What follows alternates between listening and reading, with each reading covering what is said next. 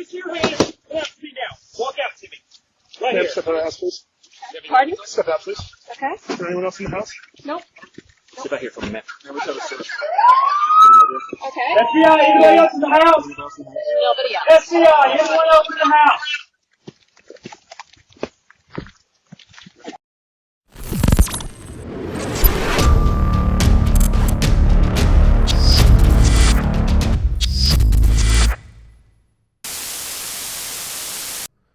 Good morning and good afternoon. It is Saturday, July 6th, 2024. Happy Independence Day weekend. That's right. And this is the blunt wrap-up of the Blacklist XYZ. I'm your host, Jason Beck, and please remember to smash and hit that like button as well as subscribe to the channel if you haven't already, as well as drop us a comment below of what you think about this week's blunt wrap-up of the Blacklist XYZ. Well, let's get right into it with story number 1 in this week's blunt wrap-up of the Blacklist XYZ. Blacklist says, U.S. Transportation Secretary Pete Buttigieg confirmed that President Joe Biden's proposal to reschedule marijuana from Schedule 1 to Schedule 3 will not change drug testing policies for commercial truck drivers.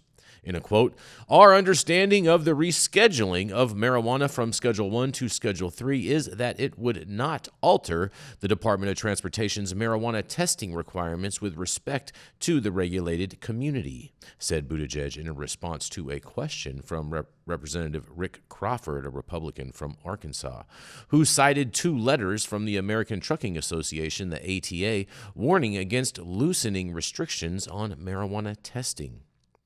He acknowledged that any impaired driving, whether from alcohol, marijuana, or other substances, is a significant safety concern and that the Department of Transportation is cautiously evaluating potential indirect impacts of rescheduling marijuana, he says.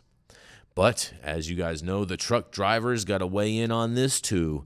And among the public comments filed as part of the DEA's rulemaking process, the move forward with rescheduling, truck drivers weighed in last week. In a quote, as a truck driver in the United States, I would like to be able to use marijuana on my time off, just the same as any driver can come home and drink alcohol on their time off, stated one commentator. In an additional quote, I believe it is unfair that I can lose my job and my license if I have used marijuana, and a month later I can still lose my job if I come out dirty in the random drug test. The statistics are there and proven that alcohol is the leading cause of death in car accidents compared to nearly 0% with marijuana. Interesting discussion, you guys. Man, I'll tell you what, a lot of our videos of the different truck driver stories have been highly commented on, and I know that I'm sure that there is a lot of comments in the DEA public comment section in regards with truck drivers and this specific thing. And I think truck drivers do deserve the right to be able to consume cannabis on their off time. If the government wants to test drugs so badly in everyone, they need to come up with a more convenient way to detect impairment if that is their end goal. They can't just be this blanket thing when cannabis sits in your system for 30 days. It's just not right. That system has to change, and they got to figure something out. But nonetheless, let's hear what you guys have to say about this. And if I do happen to murder your Instagram name, I do apologize in advance. It is nothing personal. But on this Independence Day weekend, you guys, starting off, Biddy_Chong_J Dow says, marijuana is why I stopped trucking, and I loved trucking. Adam85V says, quick fix plus will have you pissing every test after studying on your weekend. Quick fix plus, huh? Interesting. Hi, Mom, it's me, says, meth is a way bigger problem for truckers than cannabis. I would agree with you on that, especially because of the fact that gets out of your system in, 48, 72 hours from what I've known, but what not, but who knows. Unknown.domino says, so you can drink a beer and still qualify, but for some small percentage of THC is a no-go. This country is a joke. Death_before_longboard says, of course they will. Why would you think any different? If you have a CDL, you cannot have alcohol within 4 hours of your shift, and that is a 0.0. You are also held to a lower threshold for DUI.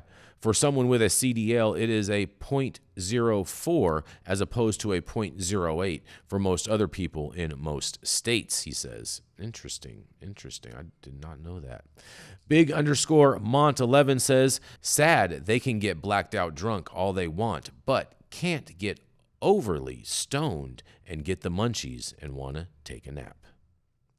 Shino100 says, Instagram banned my comment from this. We're sorry you're experiencing that. And _Jawap_ says, all they have to do is use saliva tests.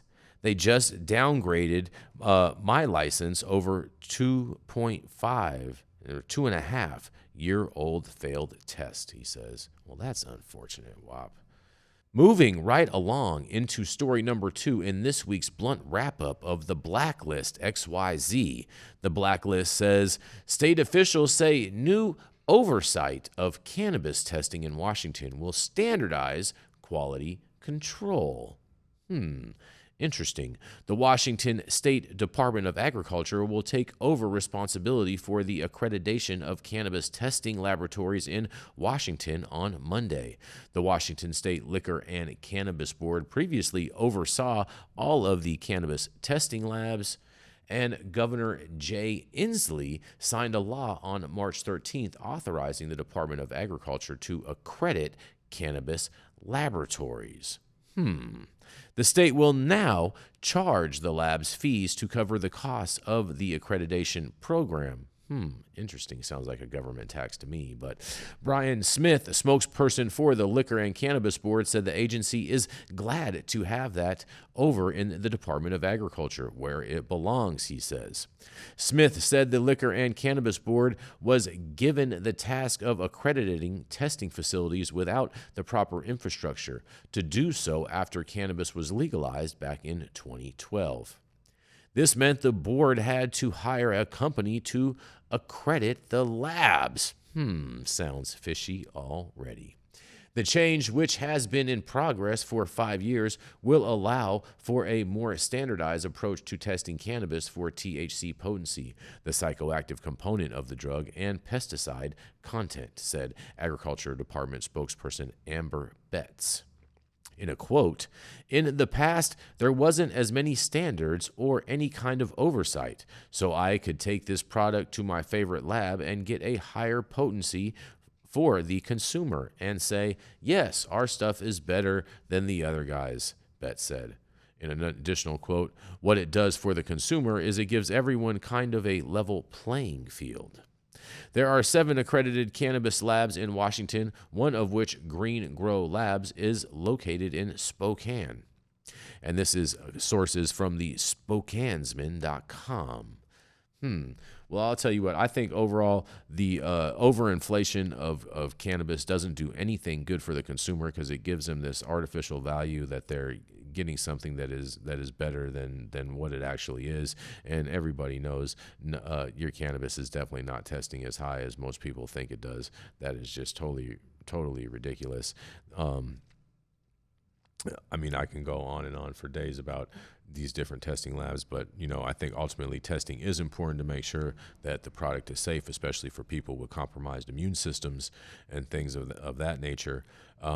But overall, the reality of it is that our food is far less tested, and every single human being consumes food at all stages of their life, as opposed to not everyone consumes cannabis. So I think we need to look more at testing our food, but nonetheless. So with all of these testing labs, we're just going to go into the comments and see what you guys have to say about this. To which Harry Dab says, do we already have to pay like $200 per strain and 4 grams of rosin? It does sound kind of steep, but what's your batch size, Harry Dabs? Shy.life says, I wonder which political friend got that deal. Hashtag shake my head. I totally agree with you on that one, Shy. Someone got something for sure. Lords Ludge say, good old Washington. And War Daddy _actual says, nothing the government has ever had a hand in has ever turned out good. Period. P Car Docs says, I'm not sure if I'm the only one reading correctly, but the state isn't taking over testing. They're in charge of accreditation, meaning the cannabis testing labs stay.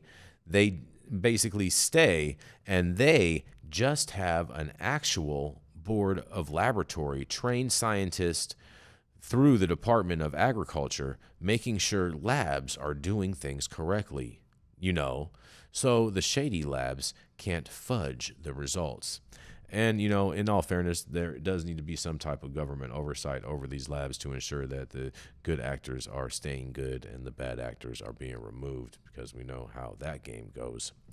Tilted _Washington or tilted _WA says, anyone else notice the part where the government gets to charge more fees?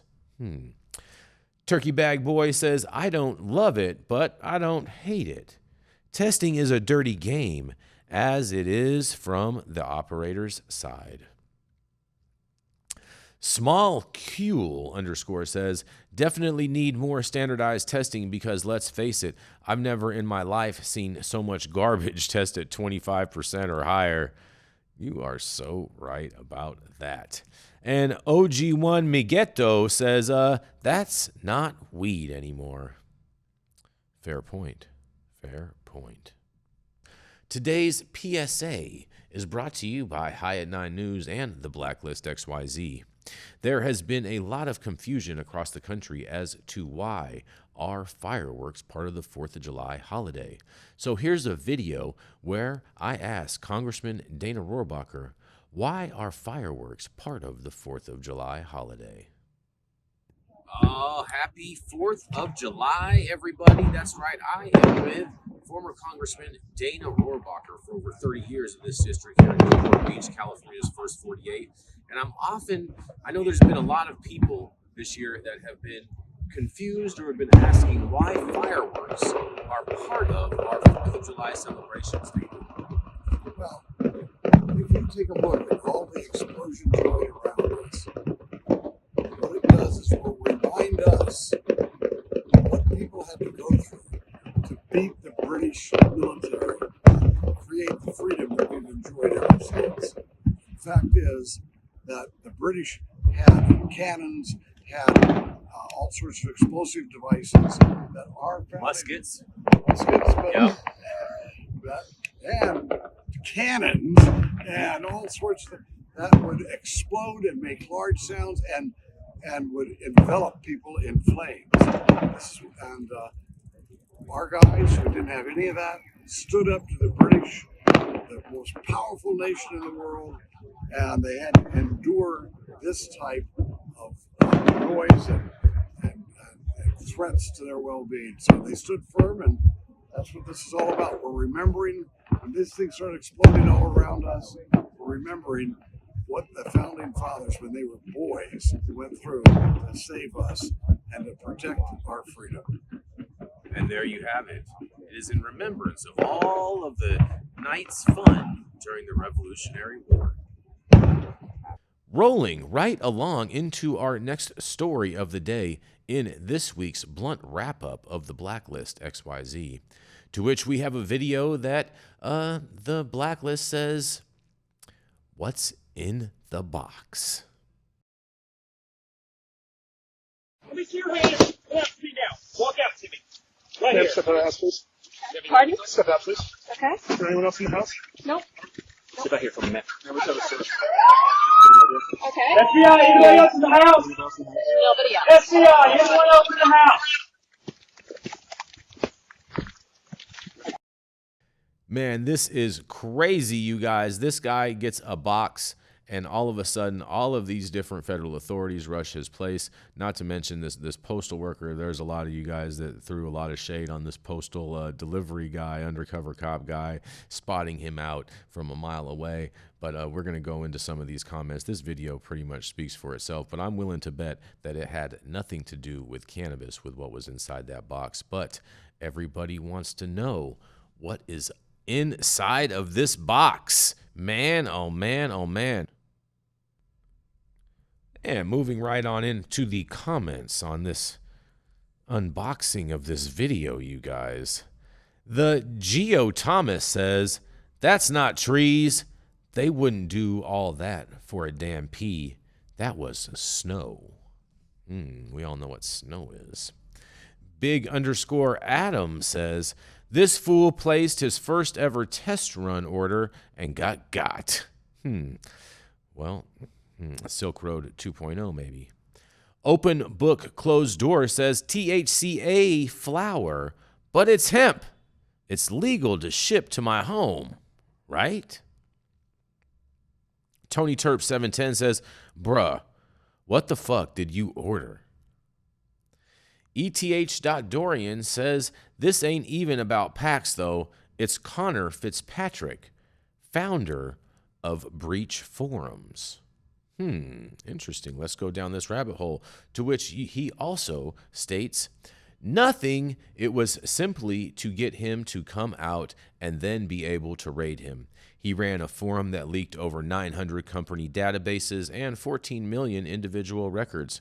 With people like him, they want to get him into their custody as soon as possible to be able to make sure he can't erase anything on his laptop. MMM Vaughn _ says, what type mailman wears jeans? Good point. LMFAO, that shouldn't been the first red flag. He says that should have been the first red flag. Ya boy Foley says, but never in my 34 years of life have I ever had the mailman knock on my door. That would have been your first cause for concern to not answer the door. Good point. Mailmans don't usually knock on the door. Unless they have certified mail, maybe. You got to sign for. First Bastard Jr. 13 says, well, it's not a hammer, or that would be the ATF. So what do you think he ordered? Holy Grail.Chemistry says, what's the over-under on the man bun folding first under questioning? Good question. Maybe I'm going to get some odds on that. Tyler Fade says, hopefully he gets a good lawyer for them impersonating a federal employee.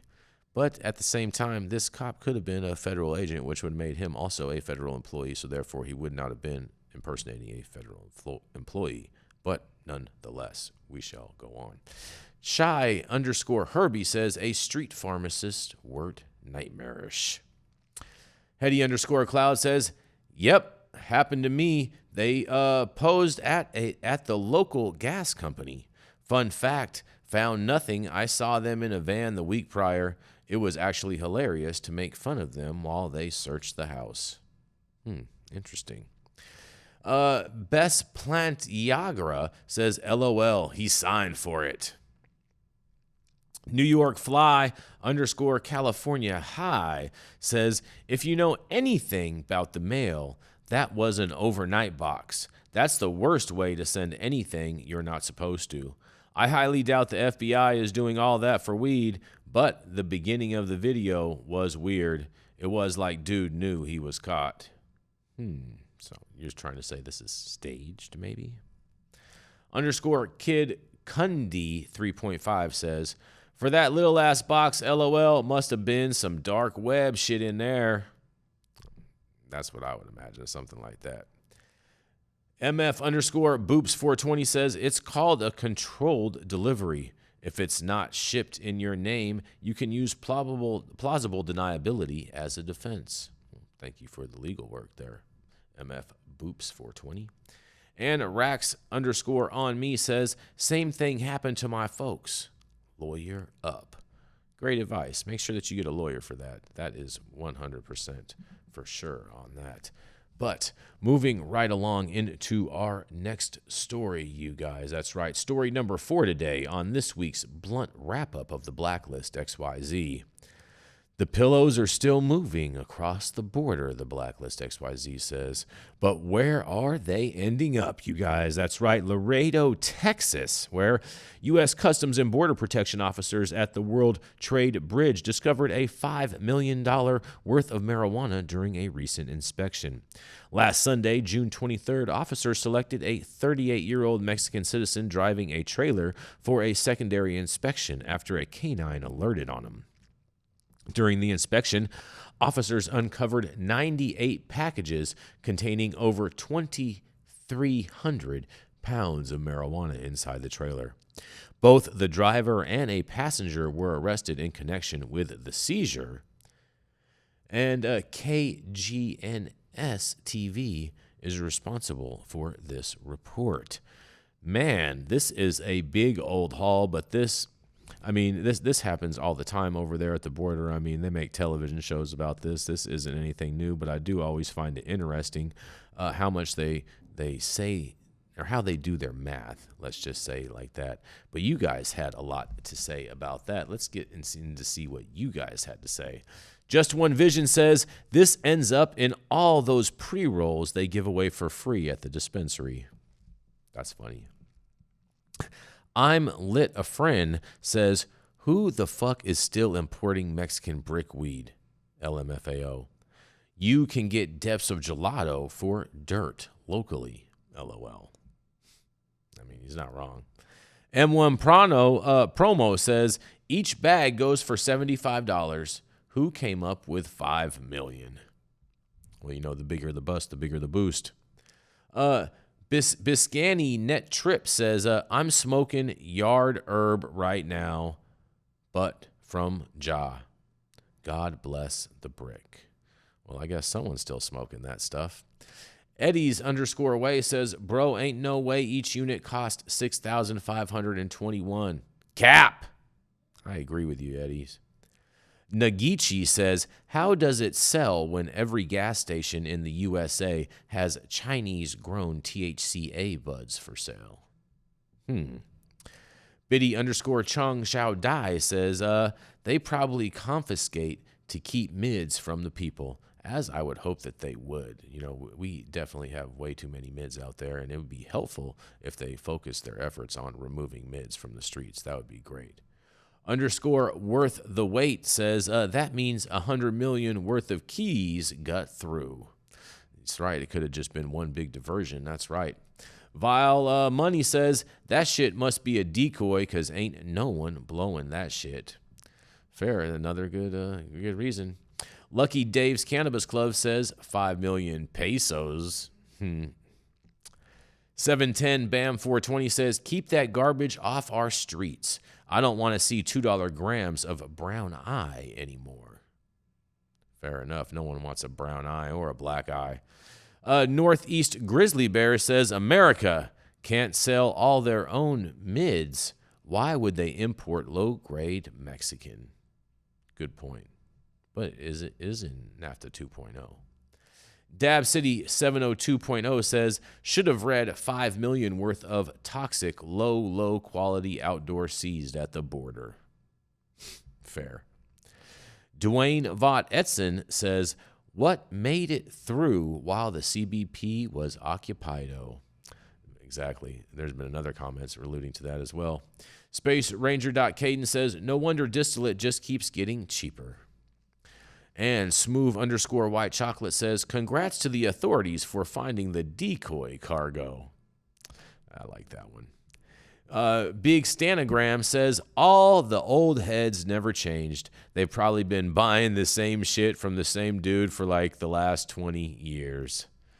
Yes, no evolution on the palate for those guys. Dabsky _official says, Bobby Brown is still around. And Radio Ridge Nursery says, every single truck in that picture would have to have been full. Man, oh man, oh man. I think they totally missed the marker with their budget, but who knows? They have to inflate the numbers so that way they can justify their budgets. But rolling right along into our next story of the day in this week's blunt wrap-up of the Blacklist XYZ.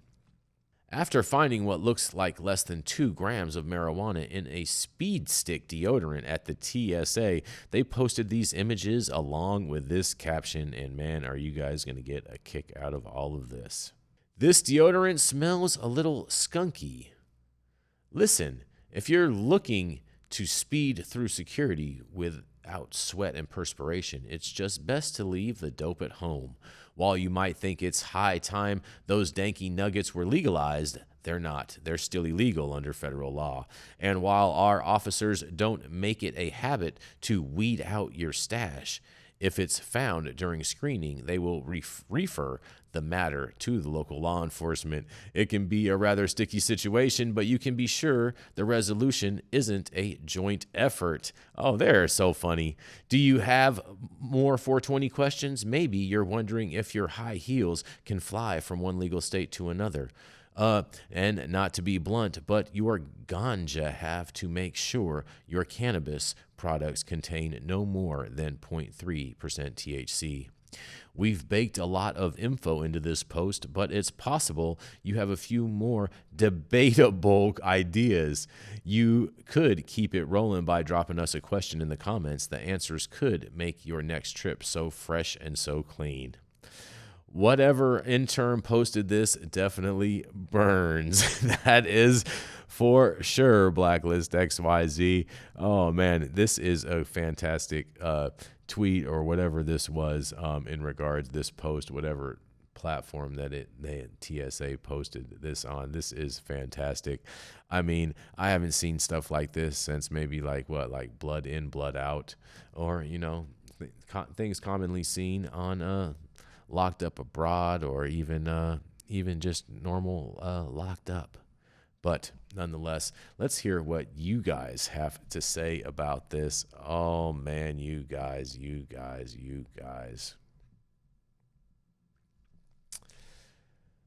Moria Barnhart says, the amount of time and pride these nerds put into this caption. I totally agree with you. This is awesome. I love this is so great. This is so great. I wish they could put more stuff together like this because the internet loves this kind of stuff. Captains_Cannabis says, brother, just put it in your carry-on with nothing but clothes. And the Kush King says, LOL, TSA stopped me with 3 units at SFO. Called the cops and they just let me go. Just couldn't board the plane. I guess you didn't want to give up on your weed, huh? EM.V.I says, I first read it as TSA mocks passenger for using speed stick. Now that is funny. Oregon_original official says, twist the whole thing up and take half from the middle and then put it in there. So if they turn it, it will come up deodorant, and make sure it's not a new stick. LOL. Just like use the deodorant that morning before you pack. 100. Nice advice. Heavily Connected Seed Bank says, depends on the airport. I've seen TSA swab a massive Mylar that had 20 different samples and grams of shatter. They swabbed it for explosives and sent us on our way. Dab_Marino says, just tool it into joints and they won't care.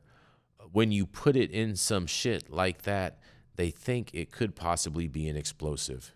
Hear this straight from a TSA agent's mouth. They aren't looking for drugs, he says. And Shining Sun Seed says, I once was flying out of Albany Airport in New York the night before. I smoked a blunt in a park, then halved it, and I was baked. I stuck that big ass half in a blunt in my pocket of my carry-on and forgot about it. Next morning, I'm going through TSA, and I stick my hand in the pocket. There's the blunt, and this woman's checking my bags, turned her head, and I pulled it out and ate it.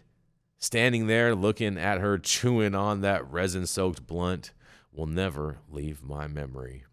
And I'm sure it's probably never going to leave. You're never going to forget that taste. And I just can't imagine how horrible that would taste. And oh, man, I wonder what year this was.